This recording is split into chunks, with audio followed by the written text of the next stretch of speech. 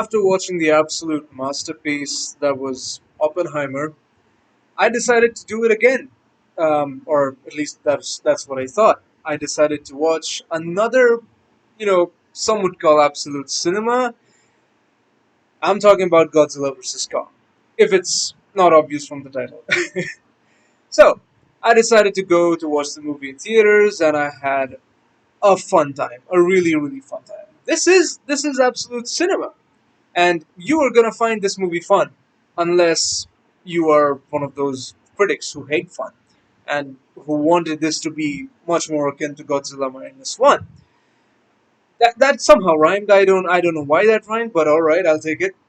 So I'm going to be talking about this movie spoiler free for the most part, but I'm going to talk about the story at the very end of the video. So, just in case if I blurt out any spoilers, you guys will be safe. So, the spoiler, well, maybe spoilery section will be kept for last, alright? And I will give you guys a heads up. So, let us begin with the movie. It is exactly what you think it is. It's, again, like I said, it is exactly what you expect, unless you are one of the critics who you're one of those critics who absolutely hate fun. Um, and I only want to say this, that this movie is good and all, but it has the same problem that I would say every single MonsterVerse film has. After Kong Skull Island, or maybe just after Godzilla 2014, and that is a lot of things. First of all, the story isn't that great. The characters aren't that great, although I was surprised by how good Brian Tyree Henry was in this one. Brian and this new character called Tracker were the standouts for me. Well, they were absolutely amazing. I mean, they actually saved the movie. Like the scenes where humans were there, just like any other MonsterVerse movie, it was kind of tiresome seeing them on screen, and I was like, come on, give me the monsters once again. But no, Brian Tyree Henry absolutely saved it. He saved the whole thing. Like, I actually was about to, sometimes I was like, okay, get this over with. I'm done with the humans. But then Brian Tyree says something, and it's so hilarious that it just saves the moment. So I'm glad that that happened. That the human interactions are like they're okay, they're meh, but sometimes they're just really really funny. So let's talk about the characters of this movie. Again, boring. Nobody really cares about it. Moving on. No, I'm kidding. Gia is back. She's looking as pretty as always. The mother person is back. The mother person? What? Gia's adoptive mother is back. Um, I don't know how long. When did this movie start shooting? Because Gia's actress has aged up quite a bit. Like, she seemed like she was uh, maybe 10, 11 when Kong. Which movie was it? Godzilla vs Kong, right? Yeah, yeah. So she was like really, really young in that one, and now it seems in this movie she's like 14, 15, maybe even 16, who knows. So she's all grown up, she's alright. I mean, there's a whole new bunch of characters, some old, some new, but Millie Bobby Brown is no longer in this. We have the adoptive mother again, Brian Tyree Henry is in this. Alexander Skarsgård wasn't in this, which I thought was kind of weird, but okay, I guess. They try to set up this new guy called Tracker as the sort of opposite to Gia's adoptive mother. God, I need to know what her name is. So, it was alright. The characters were okay, I guess. But again, same repetitive MonsterVerse characters. It's just, I mean, what else can you do? They're just there to like odd things. They'll just be like, oh my god, this has happened. Oh my god, this was hidden for so long. Oh my god, I'm gonna dump a whole lot of exposition right before the crucial moment. So they're just there, alright. But Brian Tyree Henry and Tracker, my god, I'm just gonna call him Tracker, the other guy. These two characters, I would say, saved. Like, I mean, these two guys carried the roster of characters. Um, New additions to the cast were the EV tribe. Oh my god, I mean, it's shown in the trailers, whatever. But there's a bunch of new characters. the new people from the Eevee tribe and stuff, and there's a whole cool little lore thing going on with that. So I thought that was kind of neat, but should have, I mean, they should have done more to make us care about it a little bit more, to be honest. So that's about characters. Music, I felt, was, stereotypical action, Godzilla music, whatever. The sound design, though, was pretty neat. I mean, the roar of the monsters were really nice. Kong, I would say, had the best roar out of all the monsters in this movie. I mean, Godzilla also has the cool roar, but I mean, he's always had the cool roar. But I was kind of surprised by how good Kong sounded. Like the bass boomed and everything. It was incredible. Um, the characters were fine. The monsters were fine. There were few surprises that were introduced and they were quickly rushed. So I'll talk about it in the story section. The monsters were fine. The music was fine. Direction was pretty great. I mean, this was beautiful. This was a really beautiful movie. Stunning visuals. The graphics were great. I did notice, however, that the graphics around Kong and the whole tribe of, the Kongs, Titanus Kongs, um, the graphics on the apes were really really neat, but the CGI model for Godzilla and lizard people in general was kind of wonky. Like maybe a little wonky. Like the animations sometimes felt very lightweight, if that makes sense. Like that's like 100,000 tons walking at a speed of like 30 miles an hour, and it doesn't feel like anything's happening. They just feel really really light. um, Other than that, the graphics, the visuals, fight choreography, really neat, pretty neat. um, so yeah, I mean that's about it. The story wasn't all that much. I kind of had expectations from the story a little bit because I wanted them to explain the lore and everything. Um, there's another Titan who has been shown in the trailers, but I still won't mention their name. But there's a Titan that can like freeze things. Um, by the way, if you haven't watched the trailers, I'm sorry to spoil, but do you really care about this? You just here to see like giant lizard versus giant monkey versus another giant lizard and giant monkey. So that's all we're here for, right? So yeah, there's a Titan that can freeze things, and I was kind of hoping that maybe they'll say some cool lore implication stuff like that Titan was the one that freezed Ghidorah or something like that, and kind of try to connect things a bit more and like why Godzilla is pink, why, I mean, there's moments where the lore should have been explained a bit better, where because sometimes it feels like they're just doing things just to sell toys, and there's like no explanation whatsoever about what's going on. There's nothing new to be learned about Hollow Earth. I mean, Monarch Legacy of Monsters wasn't even important. Like you didn't even have to watch that show to know what's going on. Maybe the only important thing from that show would be like there's portals between Hollow Earth and normal Earth, but they're like a bit more portally now, compared to how kind of hidden they were, like through underwater tunnels and everything, like in Godzilla King of the Monsters and stuff. Um, but yeah, it was alright. It was alright. So let's talk about the story. I might lose my train of thoughts. Wow, train of thought because just how ADHD I am. So I'm trying to take it a bit slow. But trust me, this won't be a really long video. Watch me eat my own words at the end. Uh, anyway, so I'm gonna talk about the story. So if you haven't watched the movie, go ahead and watch it because I might say stuff that's spoilery. I mean, do you really care? Once again, like we're just here to see giant lizards and giant apes fight. So the story, all right.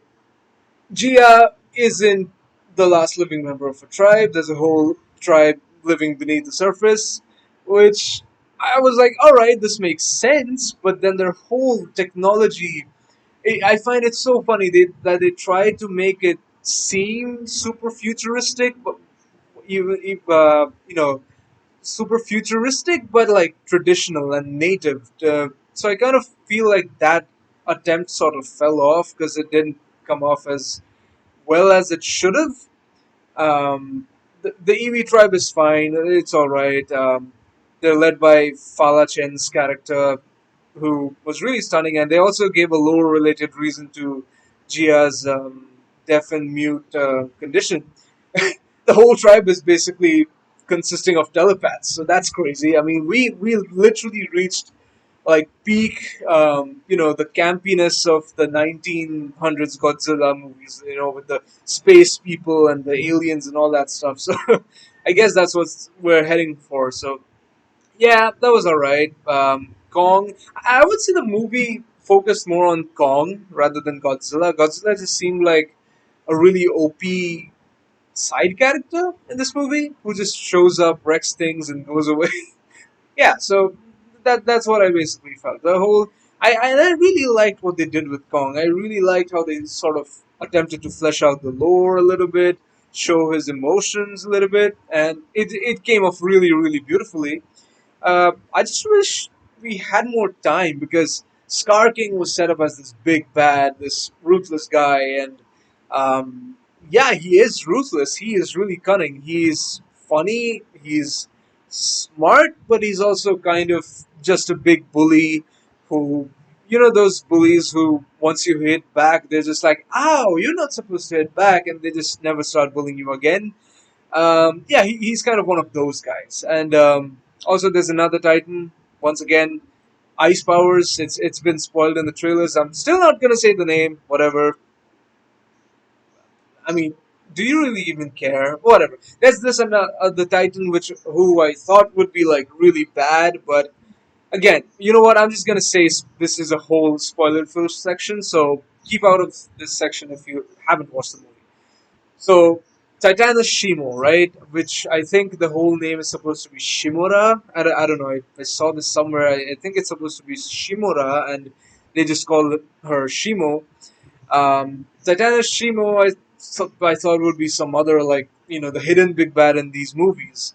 Like Batman vs. Superman had Doomsday and all these guys that show up in the third act. And Shimo was basically the same type of character, except she just turned out to be a really nice granny, I guess. I mean, she's like explained as this ancient titan who I thought would be like really grumpy and like bad and a problem, but no, she was just being controlled by the Scar King and all that. So she just doesn't care. She's pretty chill.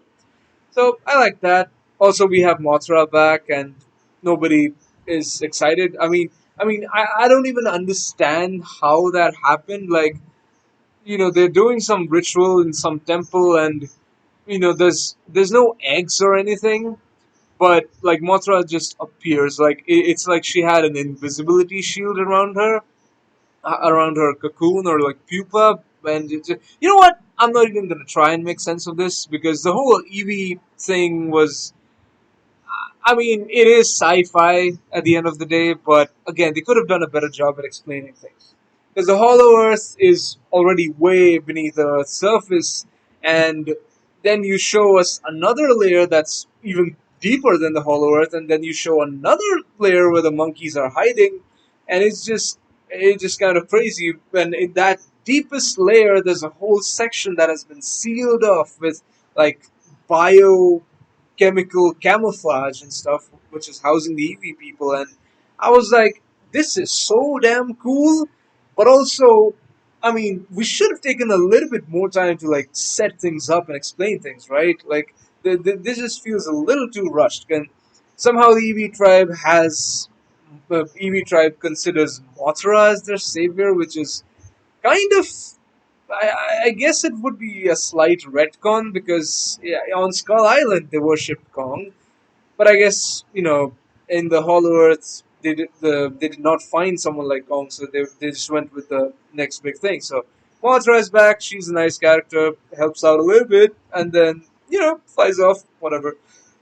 Godzilla, Godzilla, shows up on the screen and then goes to Rome to sleep inside the Colosseum, which I found was really really cute. I guess yeah, it's a pretty fun movie. Albeit, if you're someone like me who went to watch this movie really early in the morning, I kind of felt like a lot of scenes were a bit of a drag. especially with the humans. I mean, the only problems I have with this movie are the same problems that I've had with every single Monsterverse movie after Godzilla 2014. Is that these problems are: one, the human characters are not that interesting.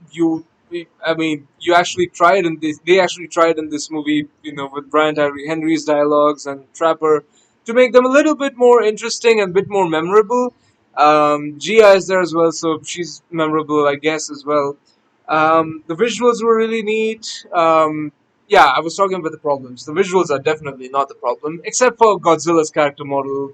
Godzilla moved a little bit wonky in this one. I have to say this. There were some shots which were like super photorealistic, but I guess the budget ran out in some places. I don't know. Who am I to judge? It looked great in the movies, but it is whatever. Another gripe is that it just feels like, whenever we switch to the human characters, it's never like from the perspective of civilians. Like, our main characters are never like on the ground, amidst the action, in between the destruction. It's always like you are in this secured, like sci-fi room, or like sci-fi ship, or like sci-fi underground temple, and that's where the humans are talking from. And it's just it's kind of repetitive, and I don't really like it. I really don't like it. It feels like we're getting disconnected more and more and more. Even King of the Monsters had like a touch of being part of the action with like Millie Bobby Brown and their whole family being there in the same city. I think it was set in Boston. They were in Boston, when Ghidorah and Godzilla were fighting. So that was all right. So I think they should do more of that instead of the guys just hanging out in some top secret bunker or high tech machine or stuff. Again, similar problems. The characters are moving a bit goofy. The speed and everything just don't feel that much.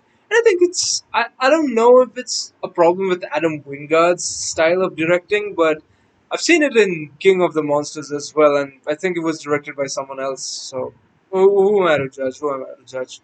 But yeah, they could have definitely done a bigger job. So yeah, basically it just boils down to that. Like, the only problems with this movie are the exact same problems with the other Monsterverse movies. And if you enjoyed those, then you will definitely enjoy this, because there are some scenes with anti gravity that were beautiful to watch, and I was like, oh my god, this is like making my inner child happy. So yeah, pretty fun movie, dumb fun. Sometimes you need to like shut off your mind. They try to explain the sci-fi stuff. The only bad things are, the exposition dumps are kind of bad. I mean, things are explained at the very last second, and then it's like, that one Resident Evil game which had a whole lore dump right before the final boss fight. Yeah, it was Resident Evil Village, but even still, that one felt a little bit, not a little bit. That one felt much like much more sensible and much more impactful compared to like these kind of stuff where the guys just say shit and like, all right, this is dumping lore, and that the lore isn't even that great. Like, that's my only problem. Like, they just say that, oh, ancient Titan Shimo was here, blah blah blah, and we don't get any explanation. Like, we don't know if Shimo was the one who forced Ghidorah. We know nothing about Tiamat. I feel like, yeah, we got introduced to Titanus Tiamat, which was a really cool surprise for me, and I get the whole point with the pink color now after watching the movie. So yeah, Tiamat felt like they might have. Yeah, they definitely came out with a graphic novel for this movie, set before the movie. So I guess Tiamat was like much more of a character in the graphic novels, and then they like showed her in the movie, because it really kind of felt like, okay, we're supposed to know this character, but it's all right if we don't. Um, that was like, all right, whatever. But then the whole Godzilla turning pink thing and like absorbing energy. What kind of energy? You are not telling us anything. Like, I don't want to go and read a Godzilla comic to understand what's going on. People are theorizing, oh, Godzilla is absorbing energy from the Hollow Earth. Turns out it's not. It's just energy that was there in Tiamat's lair, I guess. So yeah, it's kind of wonky, and the plot developments are not that impactful. Like, Godzilla turning pink wasn't that impactful. He didn't power up. He didn't do anything. I mean, he didn't use some special nuclear blast attack to like knock out Shimo or Scar King. Nah, he was just spamming beams, and flicking his tail and all that. Same shit, same shit. So you could have done it without the charging up as well. So the movie was alright. The movie was alright, and yeah, go into it expecting just mad, dumb fun, and you'll be fine. I think. So that's it. That's my review for the movie. I said it was not gonna take long, but watch this one be like 30 minutes. Oh, it's 20. Close enough. So yeah, that was my review for Godzilla X Kong: The New Empire. But there was a scene where Godzilla was like straight on top of Kong on the pyramids, and I was like, oh my god, the Twitter fan artists are gonna have a fun time with this one. Alright, I'm sorry for putting that image in your head.